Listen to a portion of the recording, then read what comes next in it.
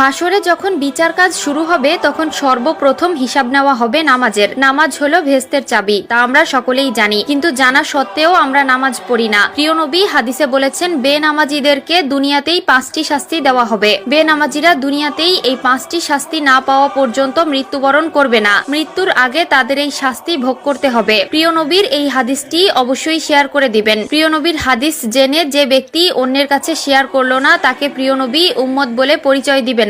আমরা জানবো এবং অন্যকে জানাবো। এবং আপনি যদি প্রিয় নবীর উম্মত হয়ে থাকেন তাহলে অবশ্যই আলহামদুলিল্লাহ কমেন্ট করবেন। তো চলুন বেশি কথা না বলে শুরু করি আজকের ভিডিও। আজকে আমরা জানবো বেনামাজি ব্যক্তিদের দুনিয়াতে কোন 5টি শাস্তি দেওয়া হবে। বেনামাজি ব্যক্তির সর্বপ্রথম যে শাস্তি হলো সেটি হলো তার কোনো দোয়া কবুল হবে না। সে আল্লাহর কাছে যতই দোয়া করুক না কেন তার কোনো দোয়া আল্লাহর দরবারে কবুল হবে না। 2 নম্বরে যে শাস্তির কথা বলা হয়েছে তা হলো তার নেক কাজের কোনো বদলা দেওয়া হবে না। প্রিয় দর্শক, ধরুন আপনি কিছু পাওয়ার জন্য নেক আমল করলেন, কিন্তু আফসোসের বিষয় আপনি যদি বেনামাজি হয়ে থাকেন আপনার নেক কাজের কোনো ফল আপনি পাবেন না। 3 নম্বরে যে শাস্তির কথা বলা হয়েছে তা হলো চেহারা থেকে নেককারদের নূর উঠে যাবে। প্রিয় দর্শক, জন্মগতভাবেই আল্লাহ তাআলা কালো, সুন্দর, অসুন্দর সকলের চেহারায় একটি মায়াবী নূর দিয়েছেন, কিন্তু নামাজ না পড়ার কারণে তাদের চেহারা থেকে সেই নূর উঠে যায় এবং দেখতে দেখতে একসময় চেহারার অবস্থা ভয়ঙ্কর হয়ে যায়। যার চেহারা থেকে আল্লাহর নূর উঠিয়ে নেয় তার প্রতি মানুষের কোনো মায়া মহব্বত থাকে না। 4 নম্বরে যে শাস্তির কথা বলা হয়েছে তা হলো তার জীবনের বরকত উঠে যাবে।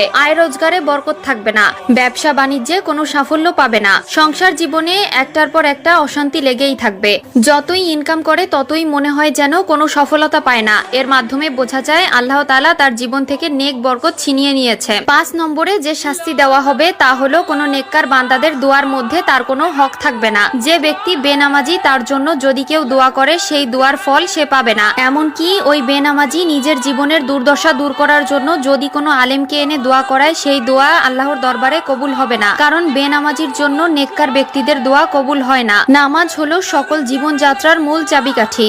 আপনি নামাজ পড়লে আপনার জীবনের সকল সমস্যার সমাধান পাবেন। আপনি নামাজ পড়লে আপনার জীবনের সকল বাধা বিপত্তি কেটে যাবে। এমনকি আল্লাহর রহমতে আপনার জীবনটা খুব সুন্দরভাবে কাটিয়ে দিতে পারবেন। আল্লাহ আমাদের সবাইকে 5 ওয়াক্ত নামাজ পড়ার তৌফিক দিক, আমিন।